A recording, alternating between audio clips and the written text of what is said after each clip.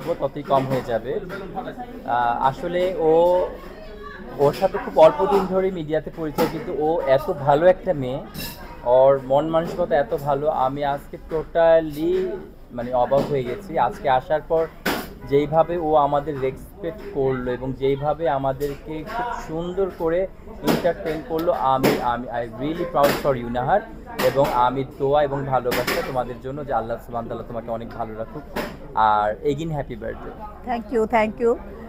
আমি খুবই আমি রুমি করিম ভাই আমার মানে আমি যে একবার বলেছি চলে আসছে, আমি না তুমি কোথায় করতেছো, আমার যে আন্তরিকতাটা রুমি করিম ভাই যে আমার সাথে আন্তরিকতাটা আসছে আমার বার্থডেতে, আমি খুব প্রাউড ফিল করছি।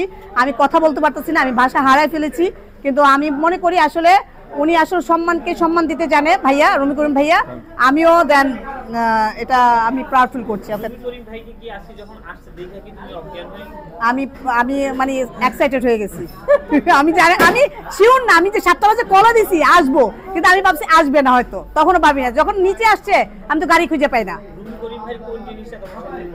উনি ড্রেস আপ গেট আপ এটা আমার কাছে খুবই ক্রাশ লাগে।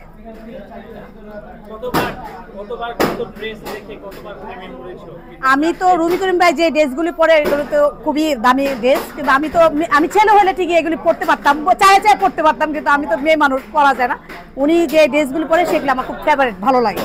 রুমি করিম সবসময় বড় বেশে আসে, অনেকে বলেন বড় ড্রেস দিতে, হ্যাঁ বড় বেশে সবসময় জামাই হতে চায়, এটা নিয়ে এটা তো ভালো। এটাকে আমি বলি এটা আসলে অ্যাকচুয়ালি রুমি করিম ভাই নিজের সৌন্দর্যটা ধরে রাখে, গেট আপ দিয়ে ধরে রাখে, কথাবার্তা দিয়ে ধরে রাখে, এটা আমার কাছে খুবই ভালো লাগে। ড্রেস আমি বলতে চাই রুমি করিম ভাইয়ের কাছে অনেক গুণাগুণ আছে আমার কাছে। আমি আমি আমি অ্যাকচুয়ালি রুমি করিম ভাই যে নামাজ পড়ে ফরেজগার, নামাজ যে গাড়িতে পড়ে, আমি একদিন শুনে অবাক হয়ে গেছি, সে নামাজ পড়ে কিন্তু স্টেজে প্রোগ্রামে উঠে। না, আমার কাছে এটা আমি আসলে গর্ববোধ করি। অনেক মডেল আছে, অনেক মডেল আছে, অনেক আর্টিস্ট আছে, আমি মনে করি গাড়িতেও সে নামাজ পড়ে, রাতে তাহাজ্জুদ নামাজ পড়ে, তারপর সে অ্যাটেন্ড করে।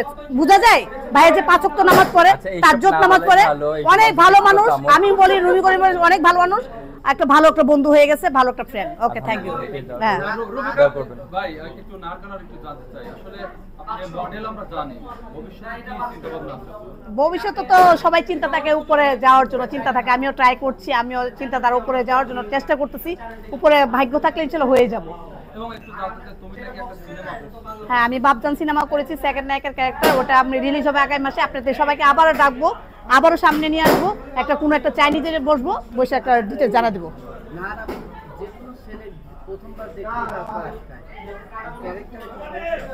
সবাই তো ক্রাশ খাবে, আমি তো ক্রাশ করার মতোই মানুষ। আমি খাই না, আমি খাই না, বাট আমি তো একজনই শাকিব খানকে ক্রাশ খাই। আর এখন তো রুমি করিম আমার ভালো একটা ফ্রেন্ড, ওর ক্রাশ খাই, ড্রেস আপ গেট আপে আমি ক্রাশ খাই। আমি তো অলরেডি মডেল, অভিনেত্রী, আমি নায়িকা হতে চাই, এটা তো বলা যাবে না। ঠিক আছে, আমি খুব একটা জিনিস জানবো, এই যে আমাদের রুমি করিম ভাই, ওনাকে অনেকেই সুদর্শন পুরুষ বলছেন, এই বিষয়টা আপনি কিভাবে দেখেন? কাকে সুদর্শন পুরুষ? আচ্ছা, ওকে, রুমি করিম ভাইকে অনেকে সুদর্শন বলছে, হ্যাঁ বলো এই বিষয়ে কি বলবো? না, সুদর্শন পুরুষ অবশ্যই তার ব্যবহার, ম্যানার, তার নামাজ রোজা পড়ে ভালো, তারপর গেট আপ, তার মানে খুবই মানে বাহ্যিক দিক থেকে ভিতর দিক থেকে সে অনেক ভালো মানুষ, তাকে সুদর্শন পুরুষ বলা যায়। এখন আমি শার্ট খুললে মালা পরে আসবো, এখানে তো সুদর্শন পুরুষ হয় না। আমি সুদর্শন পুরুষ হতে চাই না, কল্পনা করতে পারি না, তোমরা যতই যা বলো না কেন। আমি যেমন আছি আলহামদুলিল্লাহ, শুকর আলহামদুলিল্লাহ, একদম একটা সাধারণ মানুষের মধ্যে একজন, আলহামদুলিল্লাহ, আল্লাহ সুবহানাহু ওয়া তাআলার সেরাজিত, আলহামদুলিল্লাহ। ওকে, থ্যাংক ইউ। পুরুষের ট্যাগ এগুলো কোন সময় কল্পনা করতে পারি না, চাই না। ওকে, থ্যাংক ইউ। ওকে, আল্লাহ হাফেজ।